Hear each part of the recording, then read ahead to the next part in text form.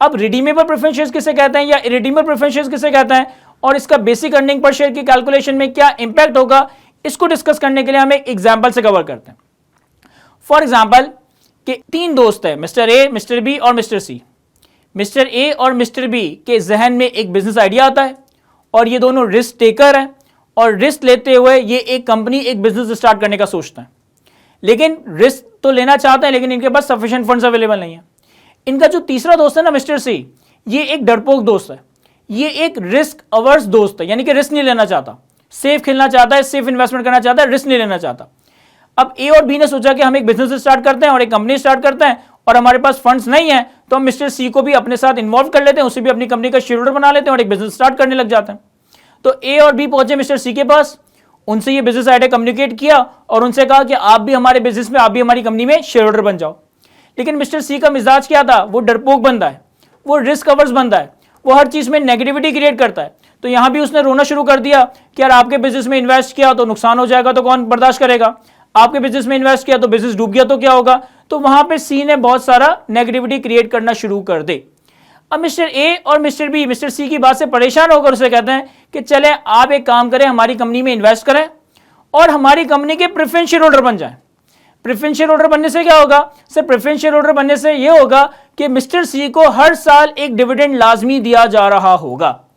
Company चाहे profit करे, company चाहे लॉस करे, कंपनी चाहे ज्यादा प्रॉफिट करे, कंपनी चाहे कम प्रॉफिट करे, मिस्टर सी को उनका फिक्स डिसाइडेड डिविडेंड हर हाल में दिया ही जा रहा होगा। तो कंपनी के हमारे पास 2 तरह के शेयर होल्डर्स थे, एक ऑर्डिनरी शेयर्स, एक प्रेफरेंस शेयर्स। अगर कंपनी प्रॉफिट जनरेट करती है, अगर कंपनी लॉस जनरेट करती है तो जो भी प्रॉफिट एंड लॉस का हिस्सा बनेगा वो ऑर्डिनरी शेयर होल्डर बर्दाश्त करेगा। लेकिन अगर एक कंपनी प्रॉफिट जनरेट करे या लॉस जनरेट करे, कम प्रॉफिट जनरेट करे या ज्यादा प्रॉफिट जनरेट करे, प्रेफरेंस शेयर होल्डर को उसके हिस्से का डिविडेंड हर हाल में दिया ही जा रहा होगा। तो मिस्टर सी को ये वाली बात समझ आती है कि ठीक है, मैं आपकी कंपनी में एक प्रेफरेंस शेयर होल्डर बन जाता हूं, कंपनी फायदा करे नुकसान करे मुझे नहीं मालूम, मुझे हर साल एक डिविडेंड मिलता रहेगा। अब इसी को अगर हम एक स्टेप और आगे लेकर चले जाए, लेट्स से मिस्टर सी ये कहता है कि मुझे आपके ऊपर बहुत भरोसा है कि आप लोग जो बिजनेस स्टार्ट कर रहे हो उससे फायदा ही होगा, लेकिन स्टिल मैं रिस्क नहीं ले सकता, मैं आपकी कंपनी का प्रेफरेंस शेयर होल्डर बन जाता हूं। लेकिन ये जो प्रेफरेंस शेयर्स के नाम पे मैं आपको पैसे दे रहा हूं, ये मैं अनलिमिटेड पीरियड के लिए दे रहा हूं, यानी जब तक आपकी कंपनी है, जब तक आपका बिजनेस है, आप ये मेरा पैसा रखें, मुझे हर साल एक डिविडेंड दे दीजिएगा। अगर मिस्टर सी अनलिमिटेड टाइम पीरियड के लिए प्रेफरेंस शेयर्स बाय करते हैं तो इस तरह के प्रेफरेंस शेयर्स को हम कहते हैं इररिडीमेबल प्रेफरेंस शेयर्स। आसान अल्फाजों में non redeemable preference shares, non repayable preference shares, यानी कि ये ऐसा प्रेफरेंस शेयर है जो फ्यूचर में कभी रिपे नहीं होगा, फ्यूचर में कभी रिडीम नहीं होगा। जब तक कंपनी है, जब तक कंपनी जिंदा है, नॉन रिडीमेबल प्रेफरेंस शेयर की इन्वेस्टमेंट कंपनी के अंदर रहेगी। दिस इज कॉल्ड इररिडीमेबल या नॉन रिपेबल प्रेफरेंस शेयर्स।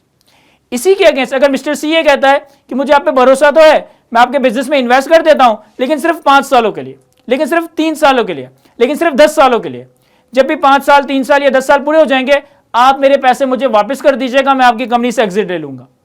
अगर मिस्टर सी इस तरह का प्रेफरेंस शेयर्स लेता है तो इसे हम कहते हैं रिडीमेबल प्रेफरेंस शेयर्स, आसान अल्फाजों में रिपेबल प्रेफरेंस शेयर्स। तो प्रेफरेंस शेयर्स की पहली क्लासिफिकेशन क्या है कि preference shares can be either irredeemable यानी कि non repayable, preference share can be either redeemable यानी कि रिपेबल प्रेफरेंस शेयर्स। इररिडीमेबल या नॉन रिडीमेबल प्रेफरेंस शेयर का मतलब है कि इसकी कोई रिडेम्पशन डेट, इसकी कोई मैच्योरिटी डेट नहीं होगी। जब तक कंपनी है, जब तक कंपनी एग्जिस्ट करती है, इररिडीमेबल प्रेफरेंस शेयर का पैसा कंपनी के पास रहेगा। और रिडीमेबल प्रेफरेंस शेयर का मतलब है जिसकी कोई ना कोई फिक्स मैच्योरिटी डेट होगी कि 2 साल बाद, 5 साल बाद या 10 साल के बाद उसका पैसा उसे वापस कर दिया जाएगा। अब अकाउंटिंग की नजर में अगर एक प्रेफरेंस शेयर्स इररिडीमेबल नेचर का है, अगर एक प्रेफरेंस शेयर्स इररिडीमेबल नेचर का है तो अकाउंटिंग की दुनिया में ये इक्विटी कहलाया जाएगा। लेकिन अगर एक प्रेफरेंस शेयर्स रिडीमेबल नेचर का है, रिपेबल नेचर का है, तो अकाउंटिंग की दुनिया में इसे हम लायबिलिटी कह रहे होंगे। अकाउंटिंग की दुनिया में अगर एक प्रेफरेंस शेयर्स इररिडीमेबल नेचर का है, नॉन रिपेबल नेचर का है, यानी कि इक्विटी है, तो इसके ऊपर जो रिटर्न दिया जाएगा इस रिटर्न को हम डिविडेंड का नाम देंगे और ये कंपनी की रिटेन अर्निंग से डिस्ट्रीब्यूट किया जाएगा, यानी कि कंपनी की statement of changes in equity से दिया जाएगा। लेकिन अगर इसी के against preference shares redeemable nature का है तो इसका मतलब है कि ये कंपनी के लिए लायबिलिटी है और इस लायबिलिटी के ऊपर जो रिटर्न दिया जाएगा उसे भी नाम तो डिविडेंड का ही दिया जाएगा, लेकिन इस डिविडेंड का एक्चुअली नेचर इंटरेस्ट एक्सपेंस का है, जिसे कंपनी के प्रॉफिट के नंबर कैलकुलेट करते वक्त एक्सपेंस आउट किया जा रहा होगा।